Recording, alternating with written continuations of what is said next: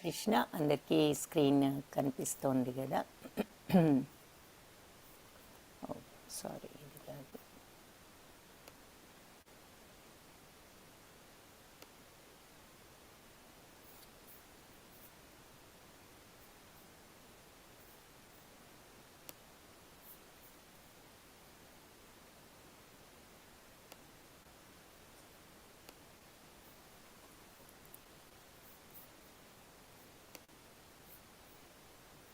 ఓం అజ్ఞానతిమిరాంధస్య జ్ఞానాంజనశలాకయా చక్షురున్మిళితం येन తస్మై శ్రీగురవే నమః. నమ ఓం విష్ణుపాదాయ కృష్ణప్రేష్ఠాయ భూతలే శ్రీమతే భక్తివేదాంతస్వామిన్యితి నామినే. నమస్తే సారస్వతీ దేవి గౌరవాణి ప్రచారిణే నిర్విశేషశూన్యవాది పాశ్చాత్యదేశధారిణే. హే కృష్ణ కరుణా సింధో దీనబంధో జగత్పతే గోపేశ గోపికా కాంత రాధాకాంత నమోస్తుతే. తప్త కాంచన గౌరాంగీ రాధే బృందావనేశ్వరి వృషభానుసుతే దేవి ప్రణమామి హరిప్రియే. జయ శ్రీ కృష్ణ చైతన్య ప్రభు నిత్యానంద శ్రీ అద్వైత గదాధర శ్రీవాసాది గౌరభక్త బృంద. హరే కృష్ణ కృష్ణ కృష్ణ హరే హరే, హరే రామ రామ రామ హరే హరే. హరే కృష్ణ. భక్తులందరికీ రెండవ అధ్యాయము సాంఖ్య యోగము అని దీనికి పేరు. సాంఖ్య యోగము అంటే ఆత్మకు సంబంధించినటువంటి యోగము. ఈ రెండవ అధ్యాయానికి గీతాసారము అని కూడా పేరు చూస్తున్నారు మీరు ఇక్కడ. సో గీతాసారము అని ఎందుకు వచ్చింది అంటే ఈ కంప్లీట్ భగవద్గీత సారం అంతా కూడా క్లుప్తంగా ఈ ముందు రాబోయే అధ్యాయాల్లో కూడా ఇందులో క్లుప్తంగా ఇచ్చారు ఈ అధ్యాయంలో. అందుకని ఇది చాలా ఇంపార్టెంట్. మొత్తం భగవద్గీత సారం అర్థం చేసుకోవచ్చు ఈ రెండవ అధ్యాయంతో. అయితే ఇందులో చెప్పిన విషయాలన్నీ ముందు ప్రతి విషయాన్ని మళ్ళీ మనం ఇంకా డీటెయిల్డ్గా ఒక్కొక్క చాప్టర్లో చదువుతాము. కానీ ఆత్మకు సంబంధించిన జ్ఞానం మాత్రం ఈ ఒక్క చాప్టర్లోనే ఉన్నది, ఈ ఒక్క అధ్యాయంలోనే ఉంది. అది సాంఖ్య యోగము అని దీనికి పేరు. సాంఖ్య యోగము అని ఈ రెండవ అధ్యాయానికి పేరు. మనం చెప్పుకున్నాం ఒక్కొక్క అధ్యాయానికి ఒక్కొక్క యోగము అని పేరు ఉంటుంది అని. దీనికి సాంఖ్య యోగము అని పేరు ఉన్నది. చూద్దాము. నిన్న ఈ అనేక 5 కారణాలతో యుద్ధం చేయలేనని అర్జునుడు చెప్పటం చూసాము. సో ఏది కరుణ వలన, ఆ తరువాత ఇంకా ఏం చెప్పాడు, కరుణ వలన చేయలేను, పాప భీతి వలన చేయలేను, నాకు ఈ సుఖాలు అక్కర్లేదు, నా కుటుంబ సంక్షేమాలు వంశనాశనం అవుతుంది, 5వది ఈ కారణాలన్నిటి వల్ల నేను నిశ్చయం తీసుకోలేకుండా ఉన్నాను అని చెప్పి 5 రీజన్స్ చెప్పాడు. 1 కరుణ, 2 సుఖం, ఈ రాజ్యం అందరినీ చంపి వచ్చే సుఖం నాకు అవసరం లేదు, 3 పాపభీతి, 4 వంశ నాశనం చేయటం నాకు ఇష్టం లేదు, 5వది అనిశ్చయతలో ఉన్నాను, ఎందుకంటే ఈ కారణాలన్నిటి సందిగ్ధంతో నేను నిశ్చయం తీసుకోలేకుండా ఉన్నాను, కాబట్టి నేను యుద్ధం చేసే పరిస్థితిలో లేను అని దుఃఖంగా అర్జునుడు ఉండటం చూసాం నిన్న. సో సంజయుడు ఇప్పుడు చెప్తున్నాడు, ఇదంతా సంజయుడికి కనిపిస్తోంది, ఆయన ధృతరాష్ట్రుడికి వివరిస్తున్నాడు. సో ఏం చెప్తున్నాడు సంజయుడు ఇప్పుడు చూద్దాము. సంజయ ఉవాచ తం తథా కృపయావిష్టాం అశ్రుపూర్ణాకులేక్షణం విషీదంతమిదం వాక్యం ఉవాచ మధుసూదన. సో ఈ రకంగా తథా కృపయావిష్ట, చాలా దయతో, అశ్రుపూర్ణాకులేక్షణం అంటే కళ్ళ నిండా నీరు నిండి ఉన్నటువంటి విషీదంతం. సో కళ్ళ నిండా నీళ్ళతో, దయతో, దయ వలన వచ్చినటువంటి ఈ కళ్ళ నీళ్లతో, ఈ విషాద వదనంతో ఉన్నటువంటి ఈ అర్జునుని చూసి ఇదం వాక్యం ఉవాచ, ఈ మాటలు అన్నారు. ఎవరు? మధుసూదన, శ్రీకృష్ణుడు. సో ఇలా మనసు చాలా కృంగినవాడై శోకతప్త హృదయంతో, విషాదంతో కంటి నిండా నీరు నిండి ఉన్న అర్జునుని చూసి శ్రీకృష్ణుడు ఈ విధంగా పలికారు. శ్రీ భగవానువాచ కుతస్త్వాకష్మలం ఇదం విషమే సముపస్థితం అనార్యజుష్టం అస్వర్గ్యం అకీర్తికరం అర్జున. సో భగవానుడు అంటున్నారు ఏమని, కుతస్త్వాకష్మలం ఇదం అంటే ఇలాంటి క్లిష్టమైన ఈ విషమే సముపస్థితం అంటే ఈ రకమైన క్లిష్ట పరిస్థితిలో నీకు ఎలా వచ్చింది ఈ ఈ రకమైనటువంటి మనస్తత్వం. అనార్యజుష్టం, ఇది ఆర్యులు అంటే సరి అయిన పని కాదు ఇది. ఆర్యము అంటే అన్నీ కూడా పద్ధతిగా చేయటం, అనార్యము అంటే అది గౌరవనీయమైన పని కాదు. అస్వర్గ్యం, నీకు పైలోకాలు, స్వర్గలోకాలు పైలోకాలు కూడా నీకు రావు. అకీర్తికరం, నీ కీర్తి కూడా రాదు అర్జున అని చెప్తున్నారు. శ్రీ భగవానుడు ఇలా అన్నారు, అర్జున ఇలాంటి క్లిష్ట సమయంలో నీకు ఇలాంటి మన బుద్ధి ఎలా వచ్చింది అసలు నీకు? ఇది అనార్యం, గౌరవనీయం కాదు. నీకు అస్వర్గ్యం, నీకు ఉన్నత లోకాలు రావు, నీకు కీర్తి కూడా రాదు అని చెప్తున్నారు. అప్పుడు అర్జునుడు ఇలా అంటున్నాడు, కథం భీష్మం అహం సంఖ్యే ద్రోణం చ మధుసూదన ఇషుభి ప్రతియోత్స్యామి పూజార్హ వరిసూదన. సో ఈ భీష్ములని మరి ద్రోణుడిని కూడా నేను మధుసూదన ఇషుభి ప్రతియోత్స్యామి అంటే బాణాలతో నేను ఎలా ఎదుర్కొంటాను వాళ్ళని. పూజార్హులు కదా వరిసూదన అని చెప్తున్నాడు అనమాట. అంటే శత్రు సంహార అని శ్రీకృష్ణుణ్ణి సంబోధిస్తూ మధుసూదన అని కూడా సంబోధిస్తున్నాడు. సో సంబోధించి ఈ భీష్ములను ద్రోణుడును నా పూజార్హులు కదా, వాళ్ళని నేను బాణాలతో ఎలా ఎదుర్కొంటాను అని చెప్పి అర్జునుడు అంటున్నాడు. అంటే నీకు ఇలాంటి మనస్తత్వం ఎందుకు కలిగింది, ఇది అకీర్తికరం, మరి అనార్యజుష్టం అన్నారు కాబట్టి అర్జునుడు ఇలా అంటున్నాడు, పూజార్హులైన భీష్మ ద్రోణులను నేను బాణాలతో ఎలా వాళ్ళ మీద ప్రయోగించగలను అని ఇది చెప్తున్నాడు. ఇది కూడా ఒక ఇంపార్టెంట్ శ్లోక. ఇందులో చాలా ఇంపార్టెంట్ శ్లోకాస్ ఉన్నాయి. మొత్తం 108 ఇంపార్టెంట్ శ్లోకాస్ భగవద్గీత మొత్తం మీద కూడా. అంటే ప్రభుపాద వారు ఆయన ఏరినటువంటి ఒకను, అన్నీ ఇంపార్టెంటే, కాకపోతే ఇంకా కొంచెం ఎక్కువ అని ప్రభుపాదలు అనుకున్న ఈ 108 శ్లోకాలు కొన్ని ఉన్నాయి. వాటిల్లో ఇదొకటి. కార్పణ్యదోషోపహత స్వభావా పృచ్ఛామి త్వాం ధర్మ సమ్మూఢచేత యచ్ఛ్రేయస్యాన్నిశ్చితం బ్రూహి తన్మే శిష్యస్తేహం షాధి మాం త్వాం ప్రపన్నం. కార్పణ్య దోషం అంటే ఏమిటి? మమకారం అనేటటువంటి దోషంతో హతస్వభావ అంటే నేను నా యొక్క ఈ స్వభావంతో పృచ్ఛామి త్వాం ధర్మ సమ్మూఢ చేత, నేను ధర్మమేదో తెలియని అయోమయ స్థితిలో ఉన్నాను. ధర్మ సమ్మూఢ చేత పృచ్ఛామి త్వాం, నువ్వే చెప్పు నాకు. ఏం చెప్పమంటున్నాడు? యచ్ఛ్రేయస్య, ఏది శ్రేయస్కరమో,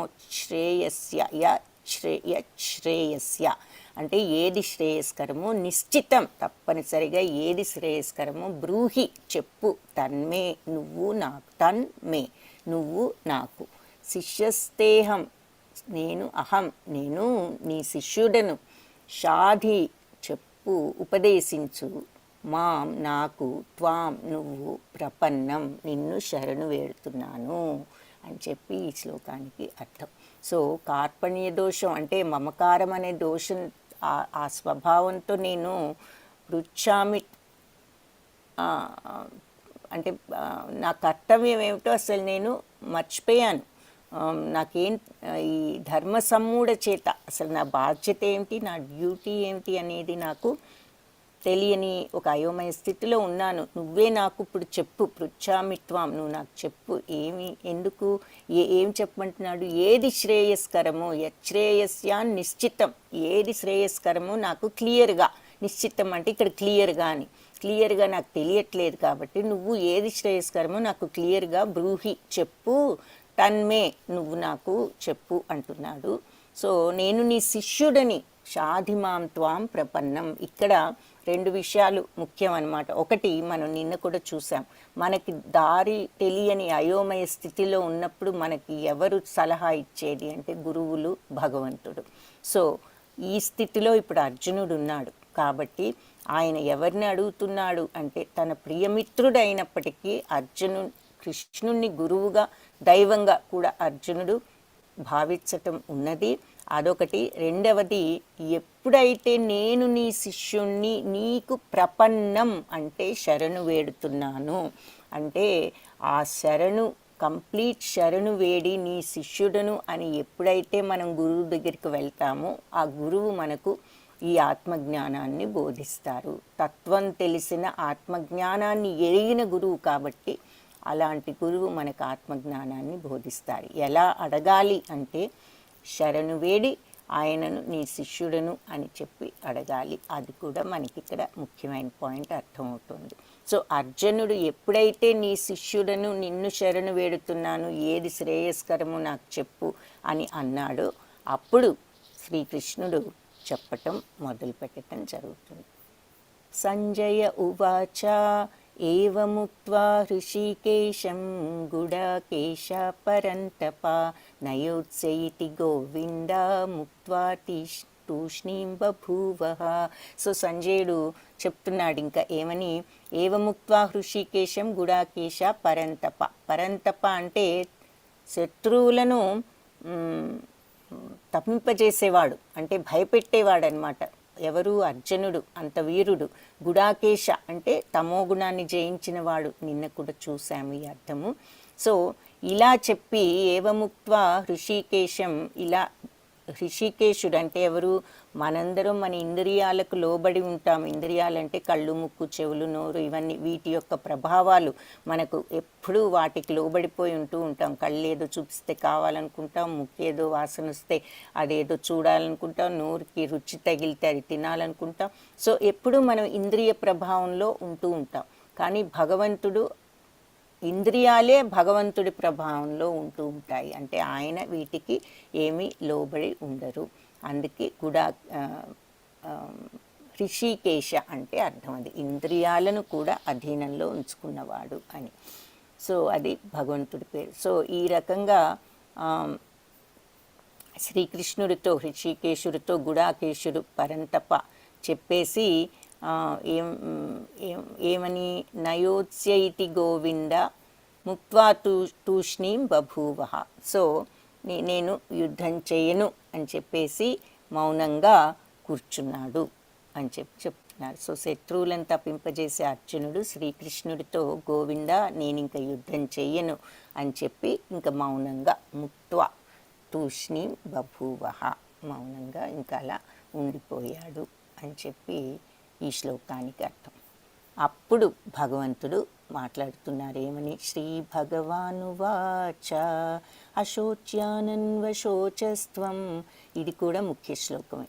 ప్రజ్ఞావాదాంశ్చ భాషసే గతాసూన గతాసూంశ్చ నానుశోచంతి పండిత. సో అశోచ్యానన్వశోచస్త్వం అంటే శోకింపకూడని విషయాలకు నువ్వు శోకిస్తున్నావు, శోచస్త్వం నువ్వు శోకిస్తున్నావు. ప్రజ్ఞావాదాంశ్చ భాషసే ఎంతో తెలివిగా నేను వాదిస్తున్నాను, ఆర్గ్యుమెంట్ చెప్తున్నానని నువ్వు అనుకుంటున్నావు, ఎంతో తెలివిగల వాడిని అనుకున్నట్లుగా మాట్లాడుతున్నావు.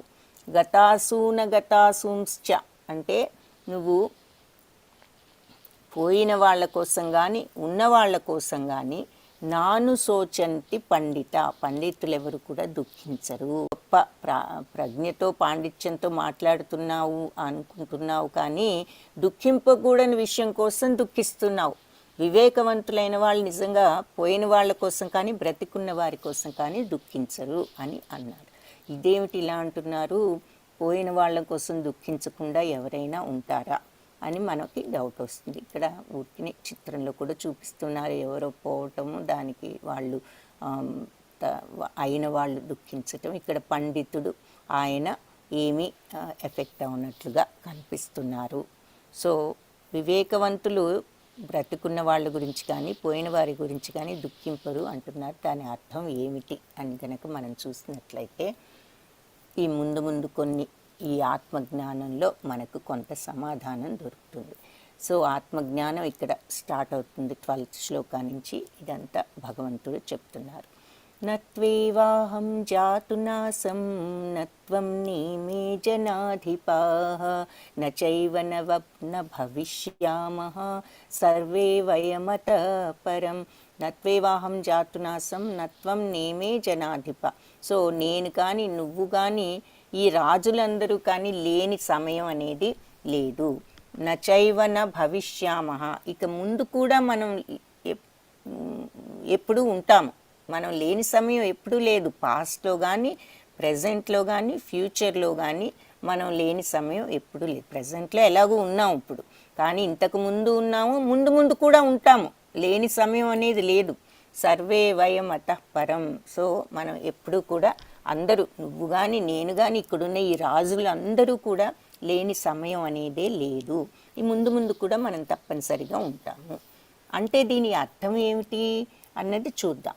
దేహినోస్మిన్ యథా దేహే కౌమారం యౌవనం జరా, ఇంకొక ముఖ్య శ్లోకం అన్నమాట.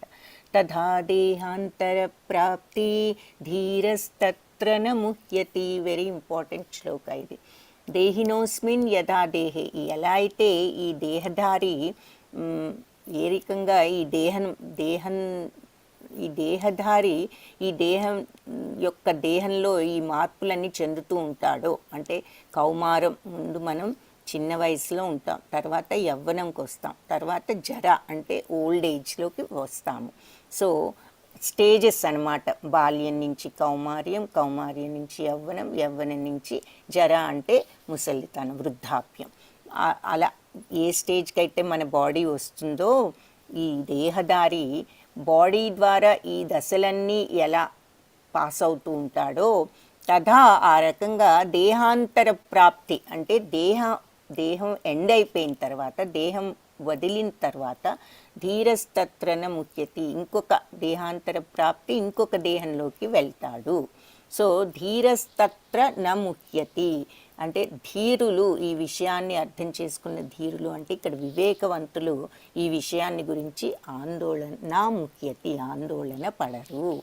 సో ఈ దేహం ఎలా అయితే ఈ స్థితులన్నీ ఒక స్థితి నుంచి ఒక స్థితికి వెళ్తూ ఉంటుందో, అలాగే ఈ దేహధారి ఈ స్థితులన్నీ అయిపోయిన తర్వాత దేహాన్ని వదిలేసి వేరే దేహంలోకి వెళ్తాడు. సో ఎవరు ఆ దేహధారి? దేహాన్ని ధరించినది మన ఆత్మ. సో ఆత్మ ఈ బాడీలో ఉండగా బాడీ ఇలా వివిధ దశలు లో మారుతూ ఉంటుంది. వివిధ దశలలో మనం ప్రయాణం చేస్తూ ఉంటుంది ఈ శరీరం. బాల్యము, కౌమార్యము, వృద్ధాప్యము ఇలా. అప్పుడు దేహధారి ఈ శరీరంలో ఈ మార్పులన్నీ కూడా చూస్తూ ఈ శరీరాన్ని వదిలేసిన తర్వాత ఈ శరీరం వదిలి వేరే శరీరంలోకి వెళ్తుంది జీవాత్మ అని చెప్తున్నారు. అందుకని ధీరులు వివేకవంతులు ఈ విషయాన్ని తెలుసుకుని ఆందోళన పడరు. దేహధారి దేహంలో బాల్యం నుంచి యౌవనానికి, దాని నుంచి ముసలితనానికి క్రమంగా ఎలా అయితే సాగిపోతుందో ఈ దేహం, అదేవిధంగా మరణ సమయంలో జీవాత్మ ఇంకొక దేహంలోకి ప్రవేశిస్తుంది. వివేకవంతులు ఈ విషయం గురించి ఆందోళన పడరు. ఇక్కడ మొట్టమొదటి పాఠం అన్నమాట భగవద్గీతలో. మనము ఈ బాడీ కాదు. ఎందుకు?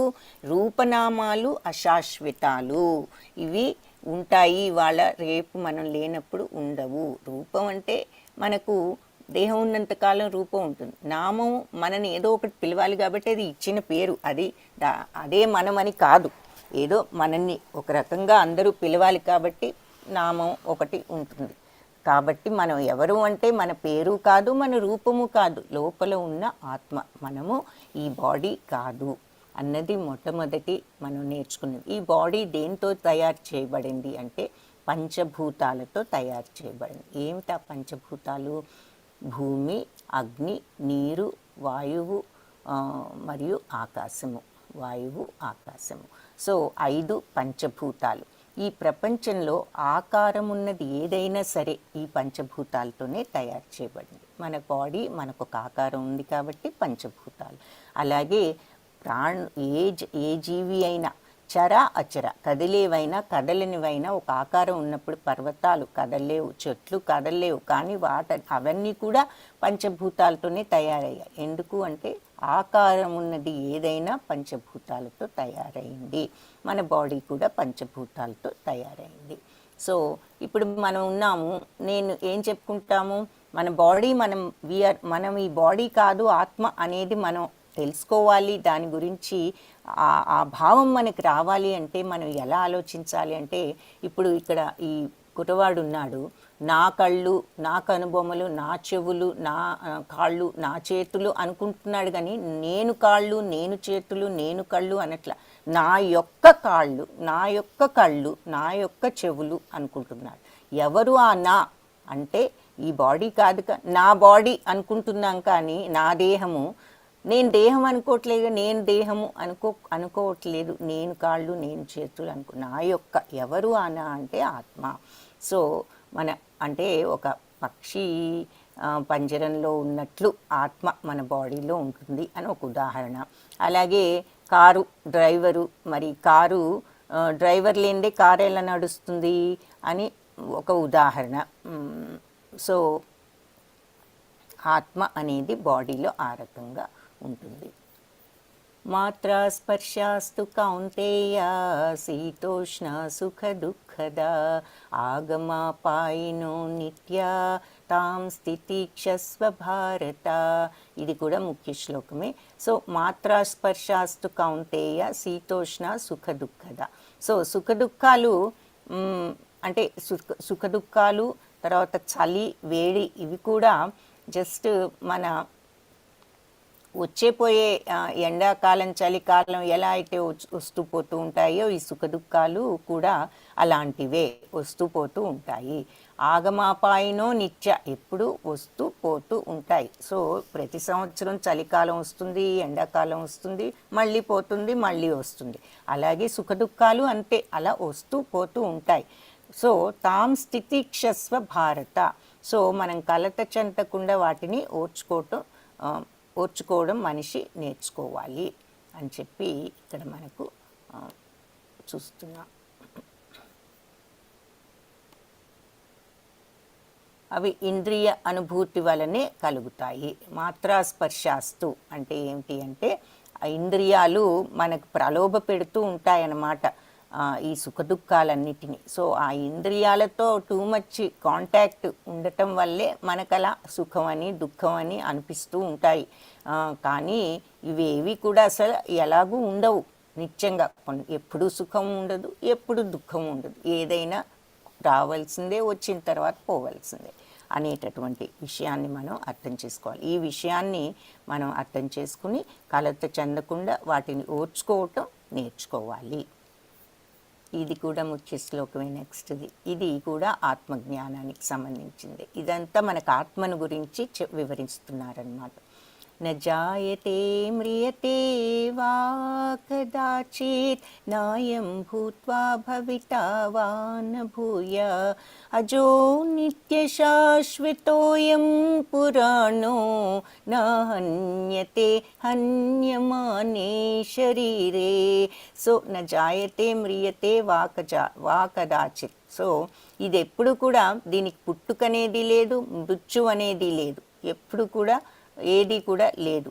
అలాగే నాయం భూత్వా భవితా వాన భూయ అంటే ఇంతకు ముందు ఉంది, రేపు ఫ్యూచర్లో ఉండదు అని కూడా లేదు. ఒకప్పుడు ఉంది, ఇంకొకప్పుడు లేదు అనేది కూడా లేదు. అజో అంటే పుట్టుక లేనిది, నిత్యమైనది, శాశ్వతం, ఎప్పటికీ పర్మనెంట్. పురాణం అంటే పురాతనమైనది. ఎందుకు పుట్టుక లేనిదంటే ఇంక మరి ఎప్పుడు పుట్టిందో కూడా ఎవరికి తెలియదు. సో అంత పురాతనమైనది. నా హన్యతే అంటే నాశనం అవ్వదు, హన్యమానే శరీరే, శరీరం నాశనమైన పోయిన ఆత్మ ఎక్కడికి పోదు అని ఈ శ్లోకంలో అర్థం. సో ఆత్మకు పుట్టటం చావటం అనేవి లేవు. అది ఒకప్పుడు ఉండి ఇంకొకప్పుడు ఉండకపోవటం లేదు. జన్మరాహిత్యము అంటే అజో, పుట్టుకలేనిది. జన్మరాహిత్యం అంటే పుట్టుకలేనిది, నిత్యమైనది, శాశ్వతమైనది, పురాతనమైనది, అనాది అంటే ఆది అనేది లేదు, పుట్టుక లేదు. కాబట్టి నాహన్యతే, శరీరం అది నాశనం అవ్వదు.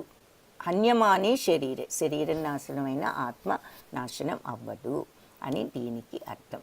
సో ఈ శ్లోకం కూడా చాలా ముఖ్యమైన శ్లోకం.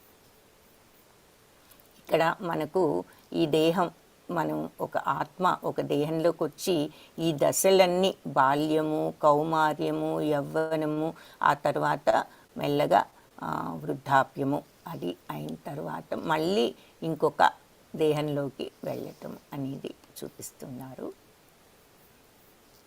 నెక్స్ట్, వాసాంసి జీర్ణాని యథా విహాయ నవాని గృహ్ణాతి నరోపరాణి తథా శరీరాణి విహాయ జీర్ణ అన్యాని సంయాతి నవాని దేహి.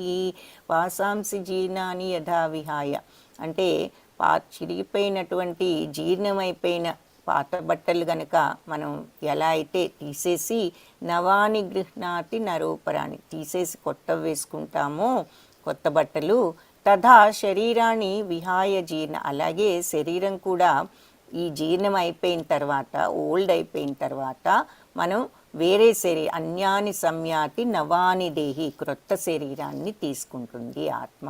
సో చిరిగిపోయిన బట్టలను మనం ఏ రకంగా అయితే తీసేసి కొత్త బట్టలు వేసుకుంటామో, ఆత్మ కూడా ఈ కృషించినటువంటి శరీరాన్ని వదిలి నూతన దేహాన్ని, నవాని దేహి, నూతన దేహాన్ని తీసుకుంటుంది అని ఈ శ్లోకానికి అర్థం. అంత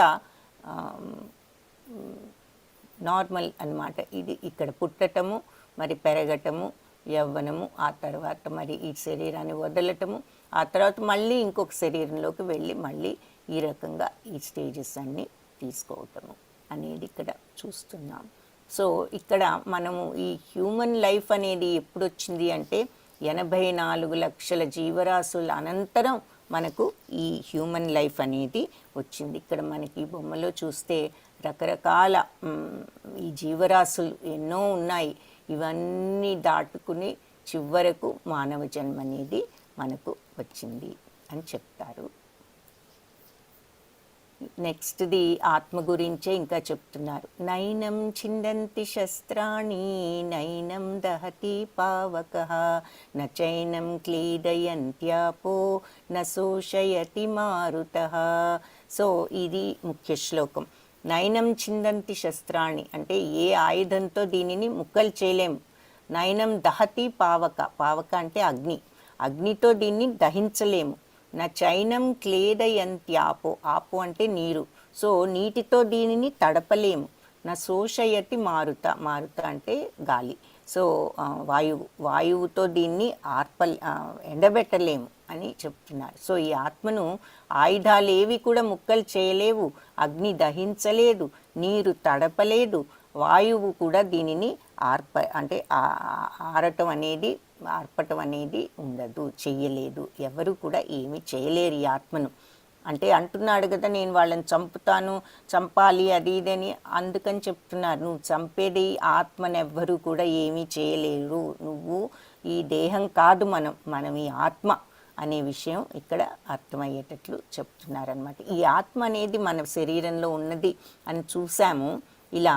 సో దీని యొక్క సైజ్ ఏమిటి అని గనక మనకి ప్రశ్న వస్తే చాలా చిన్నది అన్నమాట, అణువు కంటే చిన్నది. మన వెంట్రుక యొక్క చివరి భాగంలో 10,000వ వంతు ఎంత చిన్నదో అంత చిన్నది అని చెప్తారు. సో ఈ ఆత్మను ఎవరు కూడా ఏమీ చేయలేరు అని ఇక్కడ మళ్ళీ చెప్తున్నారు. జాతస్య హి ధ్రువో మృత్యు ధ్రువం జన్మామృతస్య చ తస్మాత్ అపరిహార్యేథే నత్వం శోచితుమర్హసి. జాతస్య హి ధ్రువో మృత్యు, పుట్టిన తర్వాత మృత్యువు ధ్రువం, తప్పనిసరి. ఎలాగూ అది మనందరికీ కూడా తెలిసిన విషయమే. పుట్టిన వాళ్ళు ఎవరైనా చివరికి మనం పోవలసినదే. ధ్రువం జన్మ మృతస్య చ, అలాగే పోయిన వాళ్ళందరికీ మళ్ళీ జన్మ అనేది కూడా తప్పనిసరి. తస్మాత్, కాబట్టి అపరిహార్యేర్థే, అనవసరమైన వాటి గురించి నువ్వు, అంటే అనివార్యమైన దానికి తప్పనిసరి అయిన విషయం ఇది ఎలాగూ జరుగుతుంది. పుట్టిన వాళ్ళంతా పోవలసిందే, పోయిన తర్వాత వేరే బాడీతో జన్మించవలసింది. కాబట్టి నత్వం శోచితుం అర్హసి, నువ్వు ఈ తప్పనిసరి అయిన దాని గురించి, అనివార్యమైన దాని గురించి నువ్వు శోకించవద్దు అని చెప్పి ఈ శ్లోకంలో చెప్తున్నారు. దేహి నిత్యమవధ్యోయం దేహే సర్వస్య భారత తస్మాత్ సర్వాణి భూతాని నత్వం శోచితుమర్హసి. సో అన్ని దేహాలలో ఉండే ఆత్మకు మాత్రం చావు అనేది లేదు. అందువల్ల ఈ ప్రాణుల గురించి నువ్వు ఈ సర్వాణి తస్మాత్, కాబట్టి ఈ సర్వాణి భూతాన్ని, నువ్వెవరి గురించి, ఈ ప్రాణులందరి గురించి నువ్వు నత్వం శోచితుమర్హసి, నువ్వు శోకించవలసిన అవసరము లేదు అని చెప్పి చెప్తున్నారనమాట. కాబట్టి ఆత్మకు చావు లేదు. ఇది ఇక్కడ వరకు మనకు ఆత్మజ్ఞానం గురించి చెప్పారు. ఇక్కడి నుంచి కొన్ని మిగిలిన విషయాలు కూడా చూస్తాము, గీతలో చెప్పిన మిగిలిన విషయాలు. ఇప్పుడు నుంచి చూడబోయేవి మళ్ళీ ముందు చాప్టర్స్లో ఇంకా వివరంగా చూస్తాం. ఇప్పటి వరకు చెప్పిన ఆత్మజ్ఞానం మాత్రం ఇంకెక్కడా లేదు, ఓన్లీ సెకండ్ చాప్టర్లో మాత్రమే ఉన్నది. సో ఆత్మజ్ఞానం చాలా ఇంపార్టెంట్, అది ఓన్లీ సెకండ్ చాప్టర్లోనే ఉన్నది. మిగిలిందంతా కూడా ఇందులో చెప్పారు, కానీ దాని గురించి ఇంకా డీటెయిల్డ్గా ముందు చూస్తాం. సరే, ఇంతకీ మన ఆత్మకు ఆహారం ఏమిటి అని కనుక మనం చూసినట్లయితే, ఇక్కడ మనం ఈ చిత్రం చూసాం. పంజరము, మరి పక్షి, ఆత్మ, శరీరము అనుకున్నాము. సో మనము పంజరాన్ని శుభ్రం చేస్తూ మరి ఆత్మను పట్టించుకోకపోతే ఆ పరిస్థితి ఏమిటి? అలాగే ఇప్పుడు సో ఆత్మకు ఈవిడ పంజరాన్ని క్లీన్ చేస్తోంది, పక్షికి ఆహారం పెట్టడం లేదు. సో ఆత్మకు ఫుడ్ ఏమిటి? సోల్ ఫుడ్ అంటే ఏమిటి? భగవన్నామమే, భగవద్ధ్యానమే ఆత్మకు ఆహారము. ఎప్పుడైతే మనము మనస్సును భగవంతుడి వైపు తిప్పుతామో, ఆ ఆత్మను అర్థం చేసుకోగలుగుతాము, ఆత్మజ్ఞానాన్ని పొందగలుగుతాము, భగవంతుణ్ణి చేరుకోగలుగుతాము. అంటే ఆ యోగా, ఆ కనెక్షన్ అనేది అప్పుడు మనకు ఏర్పడుతుంది. సో భగవద్గీతలో అది చెప్పారు.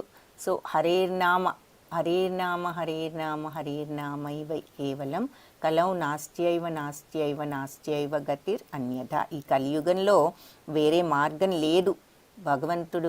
భగవంతుణ్ణి మనం తెలుసుకోవాలి అంటే హరినామం ఒక్కటే ఈ కలియుగంలో మనకు ఆధారం. వేరే దారి నాస్త్యైవ నాస్త్యైవ నాస్త్యైవ, వేరే దారి, అన్యథా వేరే దారి లేదు. కేవలం హరినామమే మనకు దారి అని చెప్పి ఇక్కడ ఒక శ్లోకం ఉన్నదన్నమాట. కాబట్టి ఆ భగవన్నామాన్ని మనం ధ్యానించటమే కలియుగంలో భగవంతుడికి మార్గము అని చెప్పారు. 4 యుగాలు ఉన్నాయి, అది మీ అందరికీ తెలిసే ఉంటుంది. సత్యయుగము లేదా కృతయుగము, తర్వాత నెక్స్ట్ త్రేతాయుగము, రామావతారం, తర్వాత ద్వాపరయుగం, కృష్ణుడు అవతరించిన సమయము, ఆ తరువాత కలియుగం. సో సత్యయుగంలో తపస్సులు ఇవన్నీ చేసేవారు భగవంతుణ్ణి, ఆత్మను అర్థం చేసుకోవటానికి. తర్వాత త్రేతాయుగంలో పెద్ద పెద్ద యజ్ఞాలు చేసేవారు. ద్వాపరయుగంలో పెద్ద పెద్ద పూజలు టెంపుల్స్లో అక్కడ చేస్తూ ఉండేవారు, అర్చనలు.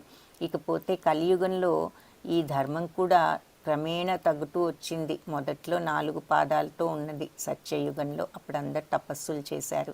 తర్వాత త్రేతాయుగంలో 3 పాదాలతో ఉన్నది, అందరూ యజ్ఞాలు చేశారు.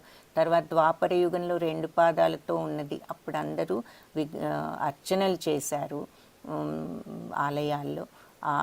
అంటే చేశారు అంటే అది మార్గం, అర్చనలు. ఇకపోతే ఈ కలియుగంలో ఒకే ఒక పాదంతో ధర్మం నడుస్తుంది.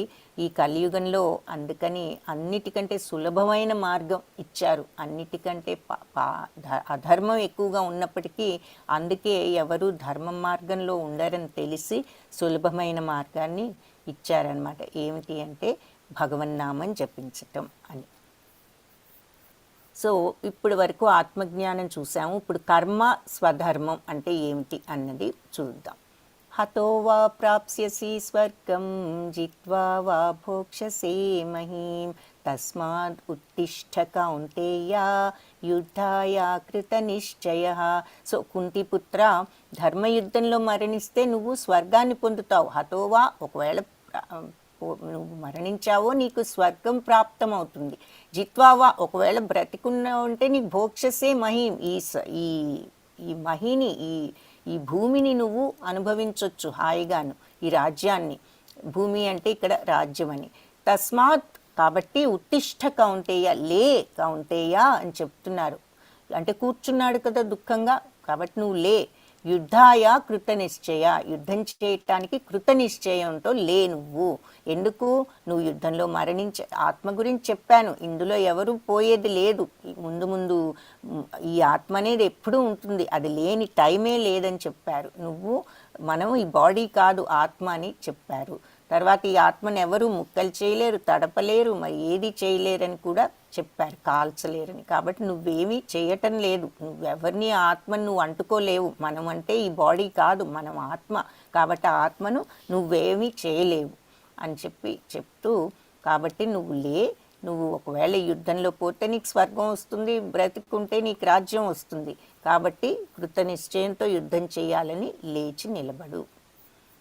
ఆ తర్వాత బుద్ధియోగం గురించి, అంటే ఇక్కడ కర్మ అంటే బ్యాడ్ కర్మ అని అనుకోవద్దు. మనం యూజువల్గా ఆ మాటని ఏదో తప్పు అన్నట్లు వాడతాం. కర్మ అంటే యాక్షన్, అంటే పని చేయటం.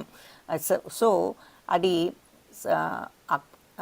అది మంచి యాక్షనా, చెడు యాక్షనా అంటే డ్యూటీ, మన బాధ్యత. ఇక్కడ అది అర్జునుడి యొక్క బాధ్యత అన్నమాట. నువ్వు క్షత్రియుడివి, నీ బాధ్యత ఏమిటి అంటే నీ రాజ్యాన్ని నువ్వు రక్షించుకోవటము.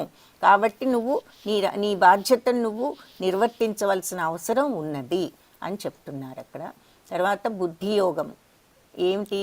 ఏషా తే భిహితా సాంఖ్యే బుద్ధిర్యోగే త్విమాం శృణు బుద్ధ్యా యుక్తో యయా పార్థ కర్మబంధం ప్రహాస్యసి. సో ఇప్పటి వరకు ఈ జ్ఞానాన్ని నేను సాంఖ్యయోగం అంటే ఆత్మతత్వం ద్వారా నీకు వివరించాను. ఇప్పుడు ఫలాపేక్ష లేని కర్మ అంటే ఫలితాన్ని ఆశించకుండా, రిజల్ట్ని మీద ఇంట్రెస్ట్ లేకుండా, ఆశించకుండా కాదు, ఆ రిజల్ట్ మీద వ్యామోహం, ఇంట్రెస్ట్ అనేది లేకుండా పని చేయగలగటం ఎలాగో నీకు చెప్తాను విను. సో పార్థ, ఇలాంటి అండర్స్టాండింగ్, అవగాహనతో గనక నువ్వు పనిచేసావంటే నీకు కర్మబంధాల నుంచి తప్పనిసరిగా విముక్తి వస్తుంది. ఎలాంటి అండర్స్టాండింగు?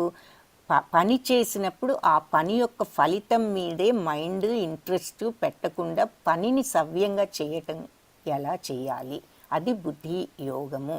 సో అంటే ఇంట్రెస్ట్ లేకుండా ఎలా చేస్తాము, అసలు ఆ ఫలితం కోసమేగా పనిచేస్తున్నాము అని మనకు వెంటనే ఒక డౌట్ వస్తుంది. కానీ ఇక్కడ ఏం చెప్తున్నారు అంటే ఆ పని సక్సెస్ఫుల్గా అవ్వాలనే చెయ్యాలి. కానీ అది వచ్చిన తర్వాత దాని రిజల్ట్ బ్యాడ్ అయినా గుడ్ అయినా, మనకి నచ్చినదైనా నచ్చనిదైనా ఆ ఫలితం మనం ఎఫెక్ట్ అవ్వకూడదు. అది ఇక్కడ అర్థం. ఆ అపేక్ష, ఆ కోరిక విపరీతంగా దాని మీద ఉన్నప్పుడే విపరీతంగా ఎఫెక్ట్ అవుతాం. సక్సెస్ సర్వము నేనే చేశాను అని, అదే ఫెయిల్ అయితే విపరీతంగా కృంగిపోతాం. అయ్యో మనం ఎంతో కష్టపడి ఇది అవుతుంది అనుకుని చేస్తే ఇలా అయింది ఏమిటి అని ఎంతో దుఃఖిస్తాం. ఈ దుఃఖం కానీ ఈ సంతోషం కానీ ఎందుకు కలుగుతున్నాయంటే ఆ యొక్క ఫలితం మీద మనకు అంత ఇంట్రెస్ట్, కోరిక ఉండటం వలన. కాబట్టి ఆ కోరిక అనేది తగ్గించుకోవాలి. అది తగ్గితే ఈ బాధలు అనేవి ఉండవు. అందుకని ఆ మార్గంలో మనం వెళ్ళాలి అంటే ఈ రకంగా మనం ప్రాక్టీస్ చేయటం స్టార్ట్ చేయాలి. అది వెరీ వెరీ ఇంపార్టెంట్. మొట్టమొదటగా మనం అర్థం చేసుకోవాల్సింది. కాబట్టి పని సక్సెస్ఫుల్గా మన శక్తి మేరకు విజయవంతం అయ్యేటట్లు చెయ్యాలి. కానీ ఆ పని వల్ల వచ్చేది ఏదైనా సరే అది భగవదర్పితం. ఏది ఎలా జరగాలంటే అలా జరుగుతుంది అని, ఏ రకమైన ఫలితాన్నైనా ఒకే రకంగా ట్రీట్ చేయగలిగినట్లుగా ఉండాలి. అందుకే చెప్తున్నాడు అర్జునుడికి, నువ్వు యుద్ధం చేయటం నీ బాధ్యత, చెయ్యి, అది నీ ధర్మం. నువ్వు క్షత్రియ ధర్మం ఏమిటి? రాజ్యాన్ని ప్రజల్ని కాపాడుకోవటం. నీ రాజ్యం పోతున్నప్పుడు నువ్వు కాపాడుకోవాలి, నువ్వు చెయ్యాలి, అది నీ ధర్మం. కాబట్టి ఒక్కొక్కళ్ళకి ఒక్కొక్క ధర్మం ఉంటుంది. సో ఉపాధ్యాయుడు అంటే పాఠాలు చెప్తారు, స్టూడెంట్ అంటే చదువుతారు, రాజు అంటే ప్రజల్ని దేశాన్ని కాపాడుకోవాలి. సో ఆ రకంగా నీ బాధ్యత ఇక్కడ నువ్వు నీ రాజ్యాన్ని నువ్వు కాపాడుకోవటం. నువ్వు ఇందులో రిజల్ట్ గురించి నువ్వు ఆలోచించొద్దు, నువ్వు చేయవలసింది నువ్వు చెయ్యి. నువ్వు ఇందులో పోయావో నీకు స్వర్గం, ఉన్నావంటే రాజ్యం, ఏదైనా అంతే. అలా అనుకుని నీ బాధ్యత నువ్వు నిర్వర్తించు. నువ్వెవరిని చంపట్లేదు, ఎందుకు అంటే ఎవరిని ఎవరు చంపలేరు, బాడీ కాదు మనం ఆత్మ అని చెప్పటం జరిగింది. ఇప్పుడు ఈ బుద్ధి యోగం గురించి కూడా ఇలా చెప్తున్నారు. నువ్వు ఆ ఫలితం మీద అపేక్ష పెట్టుకోవద్దు, ఆ వచ్చే రిజల్ట్ మీద కోరిక టూ మచ్గా పెట్టుకోవద్దు. ఓ నేను అందరినీ చంపేస్తాను అలా అనుకుంటున్నావు. నువ్వు ఇక నీ బాధ్యతను నువ్వు సక్సెస్ఫుల్గా నిర్వర్తించు. ఇది మనందరికీ కూడా చాలా ముఖ్యమైనటువంటి విషయం ఈ కర్మయోగం. నేహాభిక్రమనాశోస్తి ప్రత్యవాయో న విద్యతే స్వల్పమప్యస్య ధర్మస్య త్రాయతే మహతో భయాత్. సో ఈ కర్మయోగాన్ని మనం అంటే కర్మయోగం అంటే ఏం చెప్పుకున్నాం? పని సక్సెస్ఫుల్గా చేయటం, కానీ ఆ వచ్చేటటువంటి రిజల్ట్ ఎలా ఉన్నా కూడా మనము ఎఫెక్ట్ అవ్వకుండా ఉండగలగటము అనేది నేర్చుకోవాలి. సో ఈ రకమైనటువంటి మార్గంలో మనం మెల్లగా ప్రాక్టీస్ చేస్తూ ఉంటే అది ఎప్పటికీ కూడా వృధా పోదు ఆ ప్రయత్నం అని చెప్తున్నారు. ఈ రకమైన కర్మయోగం అంటారు దాన్ని. అంటే ఏంటి? రిజల్ట్ మీద మనం అపేక్షను తగ్గించుకోవటం, ఫలితం మీద అపేక్షను తగ్గించుకోగలగటం. అలాంటి కర్మయోగాన్ని కనుక మనం ప్రారంభించి ఒకవేళ సక్సెస్ఫుల్ అవ్వలేకపోవచ్చు, మనందరికీ తెలుసు అంత ఈజీగా ఇది. మనం ఆ పని కోసం మేము ఎంతో కష్టపడి ఇదిగో ప్రమోషన్ వస్తుందని ఇదంతా కష్టపడి ఒక వారం పనిచేసాం, నెల పనిచేసాం, సంవత్సరం పనిచేసాం ప్రమోషన్ కోసం, అది రాలేదు, వేరే వాళ్ళు ఎవరికో వెళ్ళింది, బాధ. అది అలాంటి విషయాల్లో మనం ప్రాక్టీస్ చేయవలసింది ఇది. సో అది ఏం చెప్తున్నారంటే మీరు ప్రాక్టీస్ చేయండి, మీరు చేయవలసింది చేయండి, ఆ జాబ్ని సక్సెస్ఫుల్గా ప్రమోషన్ వచ్చే విధంగా చేయండి. వస్తే వస్తుంది, రాకపోతే అది కృంగిపోవద్దు, వస్తే గర్వపడొద్దు అని చెప్పి అక్కడ ఆ రిజల్ట్ వద్దు అన్నట్లేదు, రిజల్ట్ మీద అపేక్ష, ఆ ఎఫెక్ట్ అవ్వటం తగ్గించుకోండి అని చెప్తున్నారు. కాబట్టి ఇలా వృధాగా అలాంటి ప్రయత్నం కనుక మనం చేస్తే అందులో కంప్లీట్ సక్సెస్ అవ్వకపోయినా కొంత సక్సెస్ అయినా పర్వాలేదు, దోషమేమీ లేదు. ఈ మార్గాన్ని కొంచెం ఆచరించిన స్వల్పమప్యస్య ధర్మస్య, ఈ ధర్మాన్ని స్వల్పంగా కొంచెమైనా ప్రాక్టీస్ చేస్తే త్రాయతే మహతో భయాత్, మహాభయాన్నించి మనము బయటపడిన వాళ్ళం అవుతాము, మనల్ని బయటపడేస్తుంది. సో కొద్దిగా ఆచరించిన దారుణమైన భయం నుంచి మనిషిని కాపాడుతుంది ఈ కర్మయోగాన్ని కొంచెం ఆచరించిన అని ఈ శ్లోకంలో చెప్తున్నారు. హరే కృష్ణ. ఇక్కడ యూత్ గ్రూప్ వాళ్ళు ఎంతమంది ఉన్నారో ఒక్కసారి హ్యాండ్ రేస్ చేస్తారా? యూత్ గ్రూప్ వాళ్ళు ఒక్కసారి హ్యాండ్ రేస్ చేయండి అమ్మా. 1 minute. ఒకవేళ మీరు దగ్గరలో లేకపోయినా వచ్చి కొంచెం త్వరగా హ్యాండ్ రేస్ చేస్తారా? యూత్ గ్రూప్ స్టూడెంట్స్ ఎవరున్నారు? ఎవరు లేరా? ఎవరు ఆన్సర్ కూడా చేయట్లేదు. ఆర్ అట్లీస్ట్ మీకు హ్యాండ్ రైజ్ ఆన్సర్స్ అన్నీ, క్వశ్చన్స్ అన్నీ చెప్తాను, లాస్ట్లో చూద్దాము. అయిపోవచ్చింది. ఎవరైనా యూత్ వాళ్ళు ఉంటే దయచేసి హ్యాండ్ రైజ్ చేయండి. 1 person చేశారు, ఇంకా వేరే వాళ్ళు ఎవరైనా ఉండే ఉంటారు. దయచేసి దగ్గరలో ఉంటే ఒకసారి మీ డివైస్ దగ్గరకు వచ్చి హ్యాండ్ రైజ్ చేస్తారా? చేస్తూ ఉండండి. నేను ఈ లోపల ఈ శ్లోకం చూద్దాము. దయచేసి యూత్ అంతా హ్యాండ్ రైజ్ చేయండి. యదా సంహరతే చాయం కూర్ముంగానీవ సర్వశః ఇంద్రియాణీంద్రియార్థేభ్య తస్య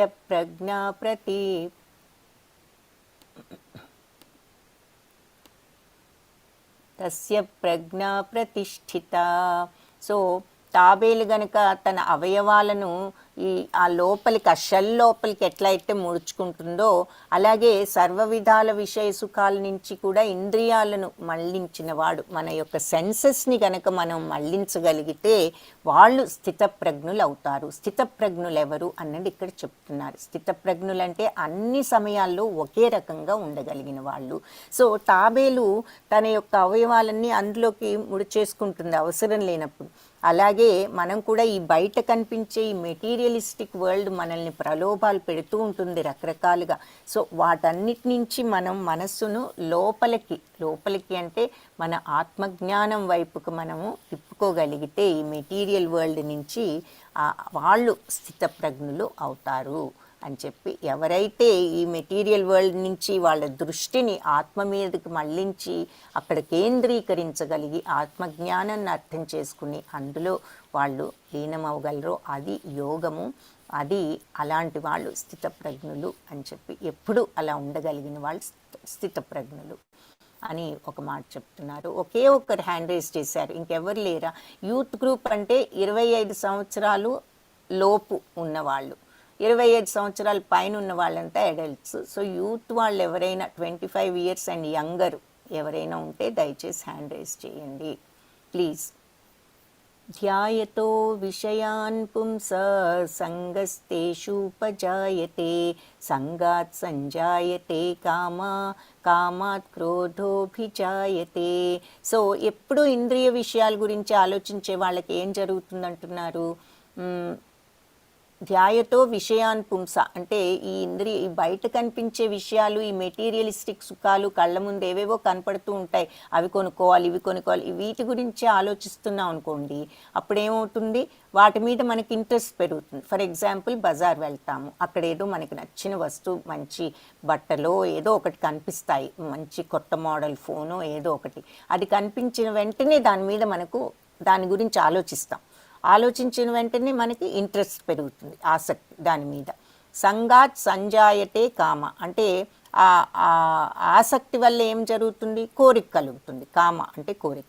కామాత్ క్రోధోభిజాయతే, కోరిక కలగగానే ఏమవుతుంది? కోపం కూడా కలుగుతుంది. కోరిక వల్లే కోపం కలుగుతుంది. ఎందుకు?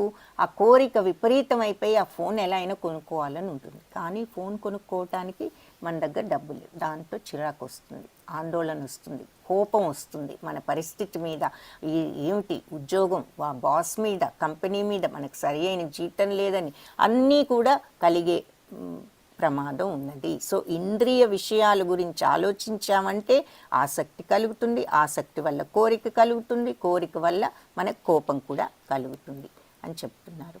నెక్స్ట్ ధ్యాయతో విషయ, అది ఇప్పుడు చూసాము. నెక్స్ట్ అయిపోవచ్చింది, దయచేసి కొంచెం ఓపిక పట్టి ఉండండి, క్లాస్ అయిపోతుంది. క్రోధాద్భవతి సమ్మోహాత్ స్మృతి విభ్రమః స్మృతిభ్రంశాత్ బుద్ధినాశాత్ ప్రణశ్యతి. వెరీ వెరీ ఇంపార్టెంట్ టాపిక్స్ ఇవి, సో శ్రద్ధగా వినండి. ఆ క్రోధం వస్తుంది, కోపం వస్తే ఏమవుతుంది? సమ్మోహం అంటే మనకి ఇక మోహం, అవివేకం, సరిగ్గా ఆలోచించే కెపాసిటీ కూడా పోతుంది కోపం వచ్చినప్పుడు. మీ అందరికీ తెలుసు, మనందరికీ తెలుసు, కోపం వస్తే సరిగ్గా ఏమంటున్నామో ఏం ఆలోచిస్తున్నామో కూడా ఒక్కొక్కసారి తెలియదు. సమ్మోహాత్ స్మృతి విభ్రమ, ఆ మోహం వచ్చినప్పుడు ఇంకా స్మృతి కూడా మనకు మరుపు, గుర్తురాదు, సరిగ్గా మైండ్ కూడా పనిచేయదు. స్మృతి విభ్రమం. స్మృతిభ్రంశాత్ బుద్ధినాశో, మైండ్ సరిగ్గా పనిచేయనప్పుడు బుద్ధి కూడా పోతుంది. బుద్ధినాశాత్ ప్రణశ్యతి, బుద్ధి కూడా పోతే ఇక మనిషే నాశనం అవుతాడు. అంత ప్రమాదం ఉందన్నమాట ఈ కోపం వలన. ఈ కోపం ఎందుకు వస్తుందంటే కోరిక వల్ల వస్తుంది. కోరిక ఎందుకు వస్తుందంటే ఇంద్రియ విషయాల గురించి ఎక్కువగా బయట ఈ కోరికలు, ఆలోచనలు, వీటి వల్ల ఆసక్తి, కోరికలు డెవలప్ అవుతున్నాయి. అపూర్వమానం అచలా ప్రతిష్టం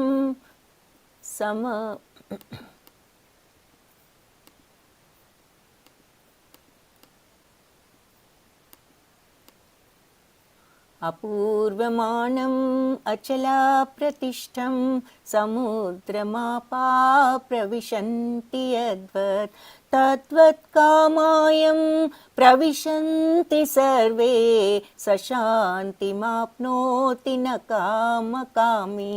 అంటే నిరంతరం నిండుతూ ఉన్నా కూడా సముద్రం ఎప్పుడు కూడా చలించదు.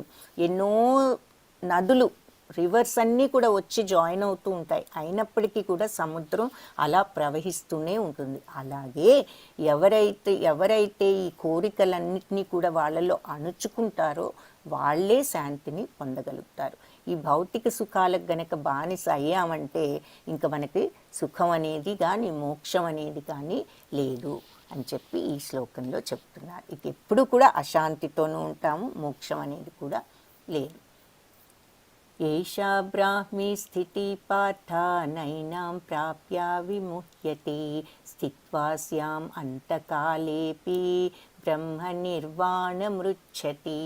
సో అర్జున చెప్తున్నారు ఇప్పుడు ఫైనల్గా, ఇలా బ్రహ్మజ్ఞానం పొందిన వాళ్ళ దృష్టి ప్రపంచ విషయాల మీదకు మళ్ళదు.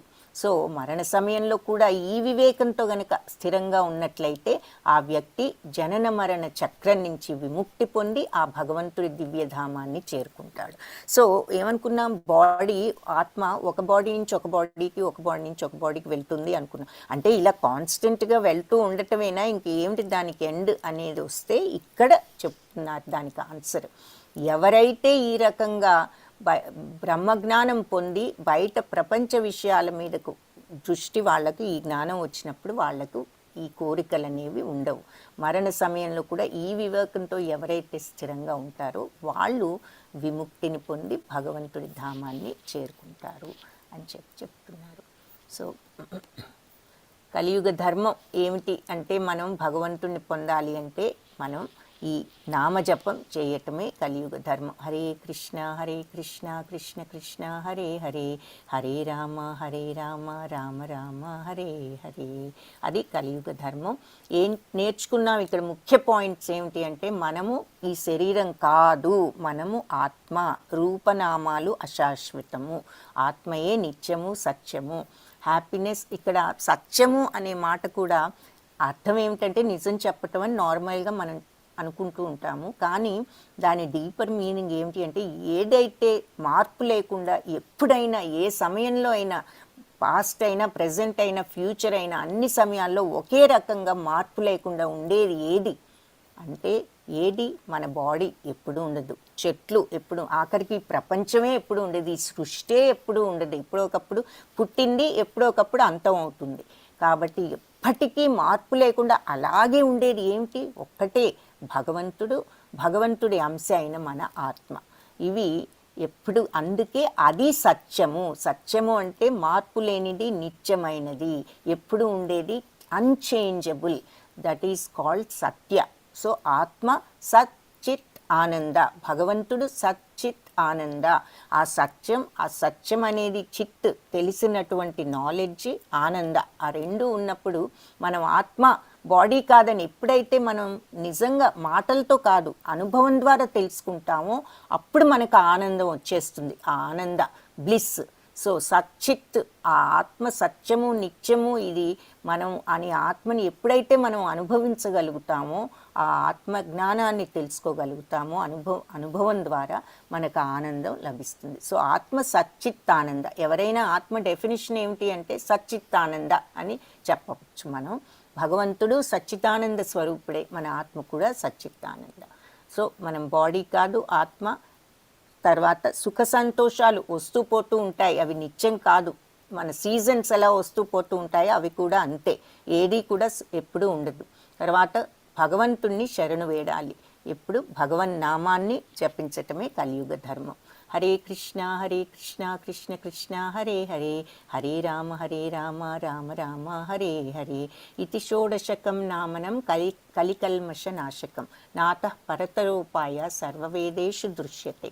సో అన్ని వేదాలు వెతికినా కూడా కలియుగ విషపూరిత ప్రభావాలను రూపుమాపటానికి ఈ 16 పేర్లున్న హరే కృష్ణ మహామంత్రం కంటే వేరే తరోపరాయము లేదు అని కలిసంతరణ ఉపనిషత్తులో కూడా చెప్పబడింది. హరే కృష్ణ కృష్ణ కృష్ణ హరే హరే, హరే రామ రామ రామ హరే హరే, కృష్ణం వందే జగద్గురు. హరే కృష్ణ అందరికీ.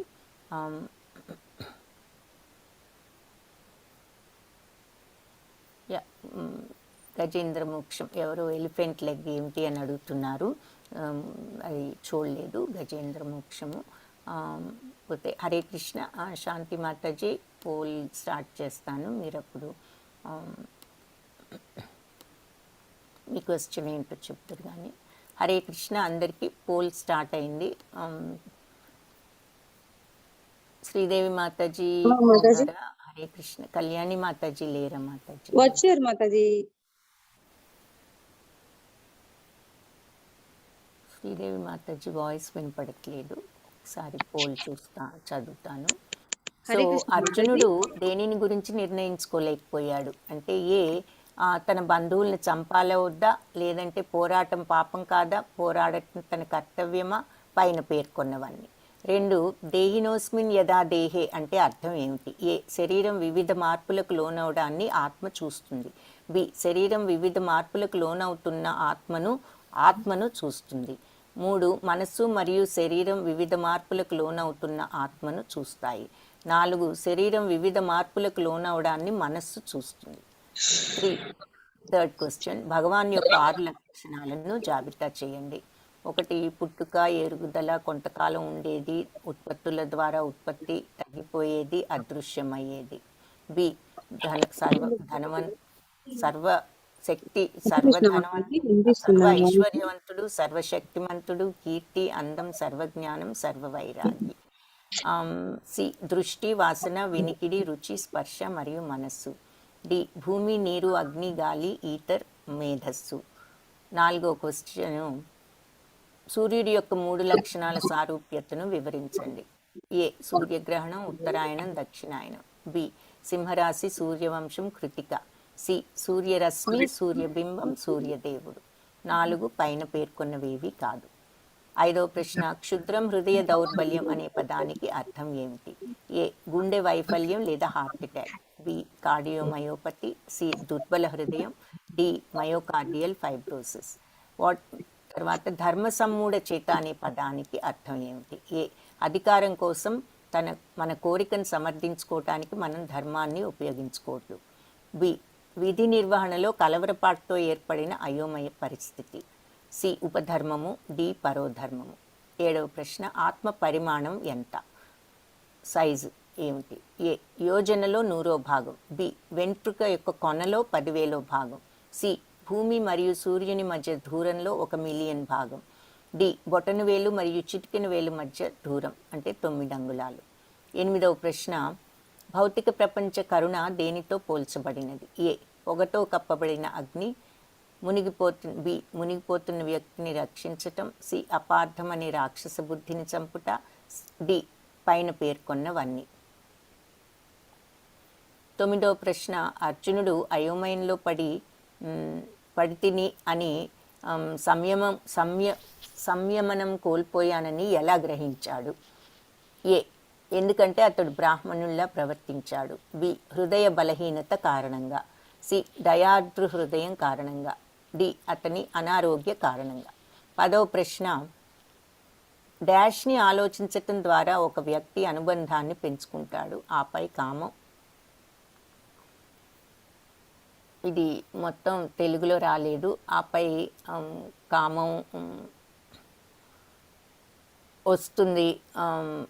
ఆ తర్వాత dash and dash is lost, then one falls down. అంటే అవ్యక్త రూపం, తెలివితేటలు, జ్ఞాపక శక్తి. ఇంద్రియ గ్రాహ్య వస్తువులు, జ్ఞాపక శక్తి, మేధస్సు. ఇంద్రియాల గ్రాహ్య వస్తువులు, చైతన్యం, త్యజించటం. 4 అవ్యక్త రూపం, పరమాత్మ, చైతన్యం. అంటే ఈ ఫిల్ ఇన్ ద బ్లాంక్స్లో రైట్ ఆన్సర్ పెట్టాలి. By contemplating the dash one develops attachment, then lust, anger, delusion, bewilderment of dash. Dash is lost, then one falls down. అది క్వశ్చన్. తెలుగులో కంప్లీట్గా లేదు.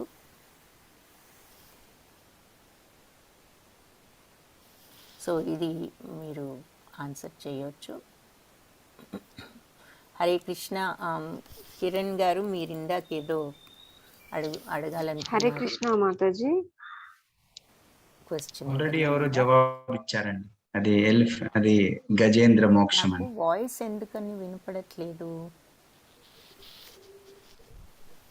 మీరు మాట్లాడుతున్నారా కిరణ్ గారు? నాకు అది వినిపించలేదు. జవాబు వేరే వాళ్ళు, మాధవి గారు వేరే ఇంకొకరు కూడా ఇచ్చారు. గజేంద్ర మోక్షం అని. ఆ ఓకే ఓ ఏనుగు పాదాన్ని మొసలి నోట్లో ఉన్నది. అడిగా అనమాట, ఏంటి ఆ పిక్చర్ కి మీనింగ్ అని. Okay okay Hare Krishna, answer దొరికింది. అది గజేంద్ర మోక్షము. ఆ గజేంద్రుడు ఆ, వెళ్ళినప్పుడు కొలనులో ఆ మొసలి కాలు పట్టుకున్నప్పుడు ఆయనకు శాపం కూడా ఉన్నది.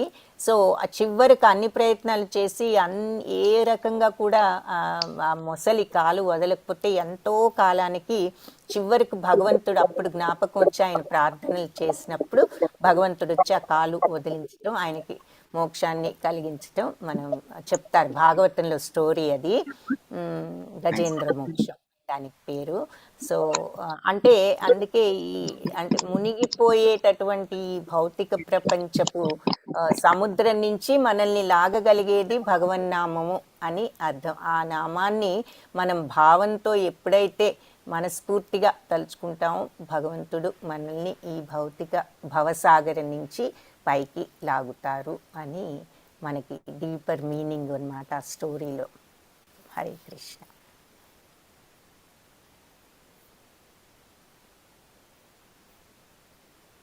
సో అందరూ ఈ పోల్ చేస్తూ ఉండండి, ఇది ఒక ప్రాక్టీస్గా ఉంటుంది. బట్ అందరూ క్విజ్ మాత్రం తప్పనిసరిగా అటెంప్ట్ చేయండి, అది లేకపోతే మీకు సర్టిఫికెట్ రాదు. ఇది తీసుకోవటం వల్ల మీకు కొంచెం క్విజ్ క్వశ్చన్స్ ఈజీ అవుతాయి. ఇంకొక విషయం, ఒక్కొక్కసారి మీరు తప్పనిసరిగా భగవద్గీత పీడిఎఫ్ పోస్ట్ చేశారు కాబట్టి మీరు క్వశ్చన్స్ ఆన్సర్ చేసేటప్పుడు మీకు యూజువల్గా క్వశ్చన్లో ఏ శ్లోకము ఏలో క్వశ్చనో ఇస్తారు. ఆ శ్లోకం దగ్గరికి వెళ్ళి మీరు ఆ మీనింగ్ చూసుకుంటే మీకు ఆన్సర్ తెలుస్తుంది.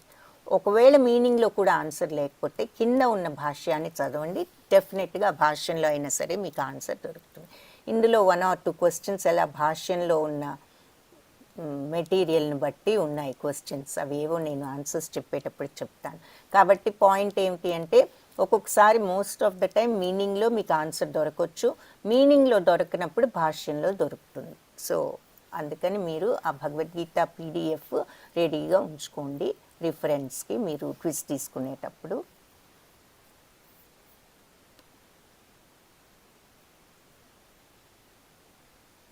పోల్ మరి తెలీదు ప్రభుజీ, కొంతమందికి కనిపిస్తోంది, మరి మీకు మొబైల్లో ఉన్నారేమో, ఎక్కడ ఎందుకు కనిపించడం లేదు నాకు మరి తెలీదు.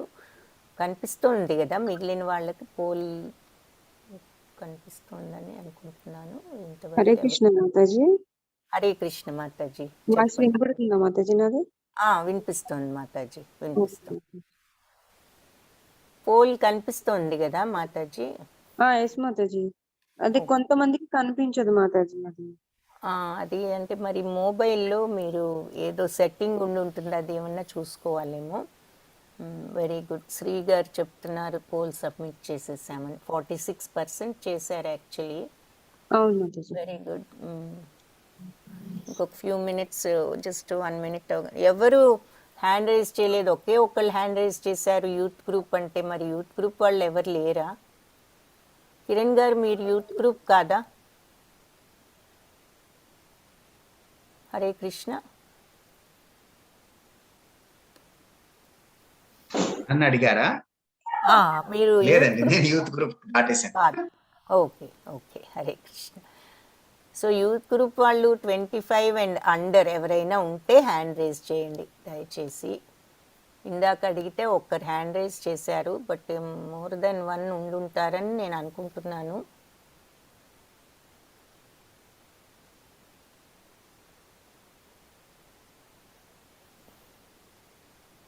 Okay, very good.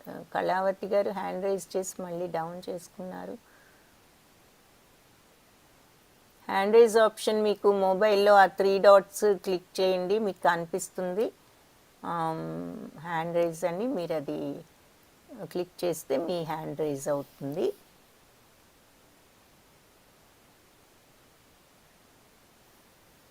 Okay, so 51% answer చేసేసారు. So answers చూద్దామైతే.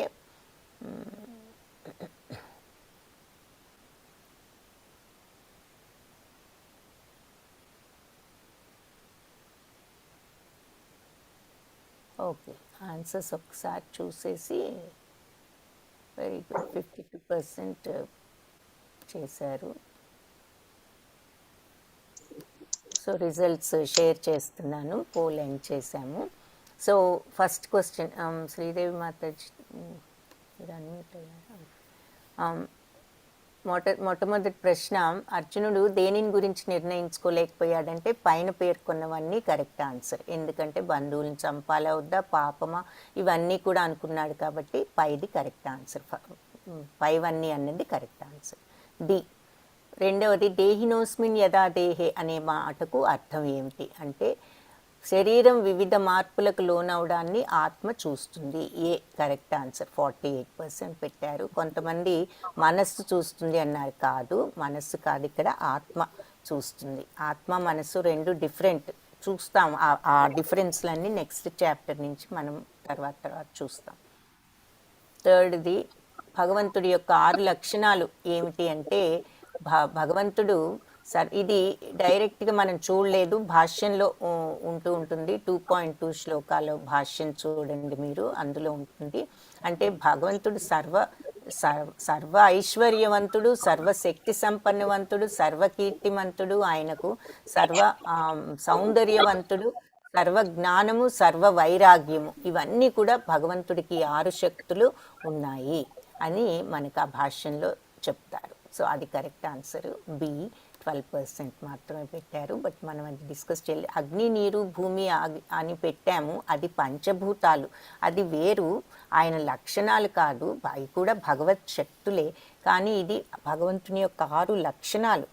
అంటే ఏమిటి అంటే అందరికంటే ఐశ్వర్యవంతుడు, అందరికంటే కాదు, సర్వ ఐశ్వర్యము ఆయనే, సర్వశక్తి ఆయనే, కీర్తి ఆయనే, సౌందర్యం ఆయనే, జ్ఞానము, వైరాగ్యము అన్నీ కూడా భగవంతుడి యొక్క లక్షణాలు.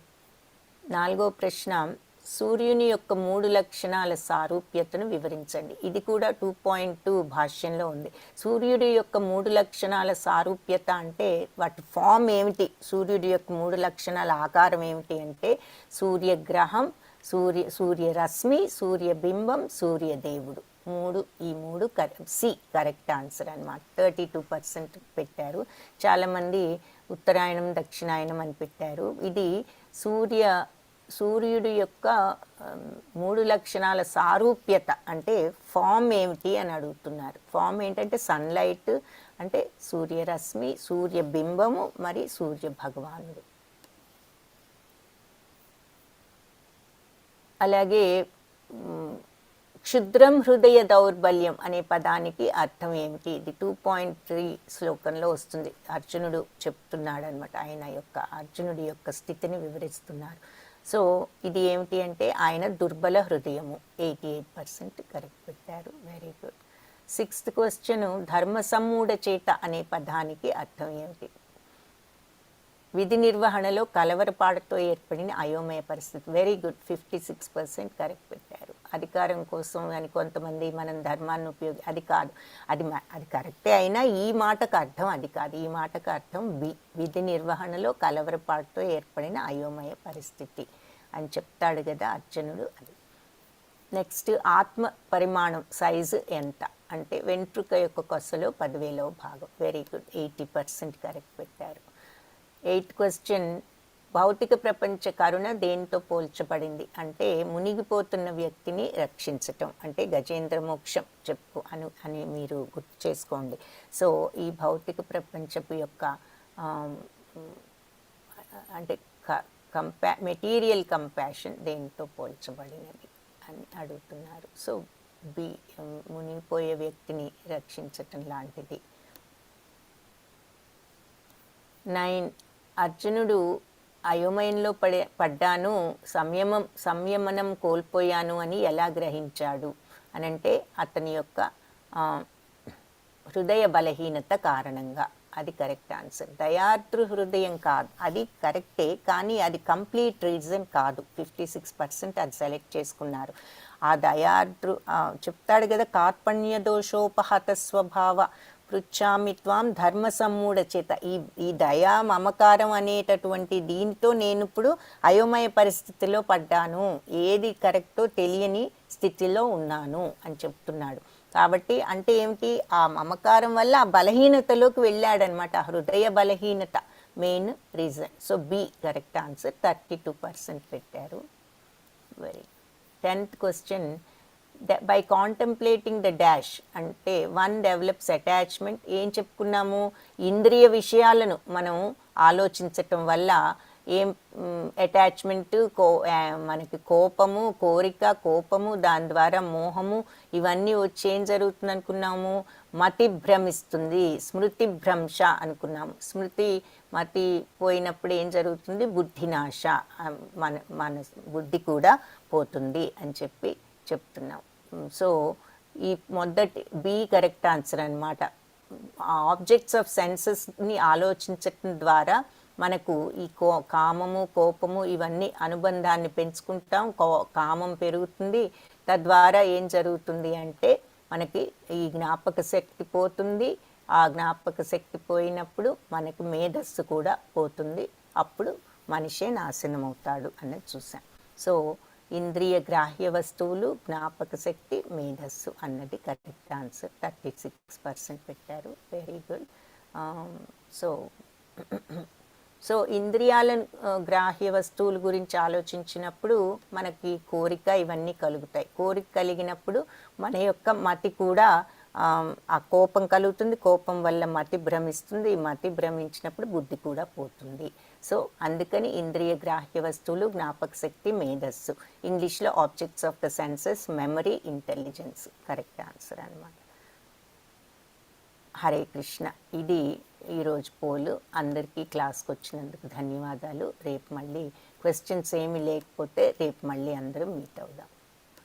నేనేమి హ్యాండ్ రైజింగ్ ఏది చూడలేదు, సో క్వశ్చన్స్ ఏమీ లేవని అనుకుంటున్నాను. హరే కృష్ణ శ్రీదేవి మాతాజీ, ధన్యవాదాలు. హరే కృష్ణ మాతాజీ. హరే కృష్ణ మాతాజీ, ధన్యవాదాలు. ప్రమీల మాతాజీ హ్యాండ్ రైజ్ చేశారు, అందరూ చేసుకోండి మాతాజీ. హరే కృష్ణ మాతాజీ. హరే కృష్ణ మాతాజీ, చెప్పండి. మేడం, క్విజ్ అటెంప్ట్ చేయడానికి డే 1 ఓపెన్ అవ్వలేదు, ఎలా చేయాలి మేడం? డే 0 ఆ రోజు ట్రై చేశాను, అయింది అంటే చెప్పగానే ట్రై చేశాను. అంటే క్విజ్ ఏదో పని చేయట్లేదు అనుకుంటా మాతాజీ. మీకు ఇప్పుడు ఏదో ఫిక్స్ చేస్తున్నారు వెబ్సైట్, మరి ఇప్పుడు ఫిక్స్ అయిందో లేదో ఇంకా తెలియదు, కానీ అయినో ఏదో ప్రాబ్లం ఉందని చెప్పారు. క్విజ్ కి గ్రూప్ లో లింక్ పెట్టాము మాతాజీ, నిన్న పెట్టాము. ఒకసారి అది ట్రై చేయండి, మళ్ళీ లాగిన్ అవ్వండి. మీరు ఆల్రెడీ సైన్ అప్ అయ్యారు కాబట్టి ఇంకా సైన్ అప్ చేయక్కర్లేదు. లాగిన్ అయ్యి మీరు మేము పెట్టే లింక్ మీద క్లిక్ చేసి మీరు లాగిన్ అవ్వండి, ఐడి పాస్వర్డ్ ఇచ్చి మీకు ఓపెన్ అవుతుంది. ఓపెన్ అవ్వకపోతే మీ ప్రాబ్లం కాదు, ఏదో ప్రాబ్లం ఉంది. మీరు చేయండి, ఇవాళ రేపు ట్రై చేయండి. మీరు నిన్న క్విజ్ లింక్ ఇచ్చారు, ఆ లింక్ ఓపెన్ చేశానండి, కానీ అవ్వలేదు, అసలు ఓపెన్ అవ్వలేదు. అంటే వెబ్సైట్ లో ఏదో ప్రాబ్లం ఉందని చెప్తున్నారు, సో అందుకని వెయిట్ చేయండి. అది ప్రాబ్లం ఫిక్స్ అవగానే అదే ఓపెన్ అవుతుంది. మధ్య మధ్యలో ట్రై చేసి చూస్తూ ఉండండి. Okay okay Mataji, thank you. Hare Krishna Mataji, Hare Krishna. ఇంకెవరికి ఎవరైనా ఉన్నారా? ఇంకెవరు? అటెండెన్స్ లింక్ అంటున్నారు. మా అడల్ట్స్ క్లాస్ కి అటెండెన్స్ లింక్ ఉండదండి, ఓన్లీ చిల్డ్రన్స్ క్లాస్ కి అటెండెన్స్ లింక్ ఉంటుంది. అంతే. అడల్ట్స్ ఊరికినే మీరు లింక్ క్విజ్ ఓపెన్ చేసేసి చేసేయటం. So there is no attendance. ఈ క్విజ్ ఓపెన్ కావట్లేదంటే క్విజ్కి ఏదో ప్రాబ్లం ఉందని చెప్తున్నారు, వెబ్సైట్ వాళ్ళు ఫిక్స్ చేస్తున్నారు. దయచేసి మీరు ట్రై చేస్తూ ఉండండి, అది ఫిక్స్ అవగానే మీకు అది వస్తుంది. సో కొన్ని just give few little time and then మళ్ళీ ట్రై చేయండి ఆ తర్వాత. ఓకే. హరే కృష్ణ. హరే కృష్ణ మాతాజీ, ధన్యవాదాలు మాతాజీ.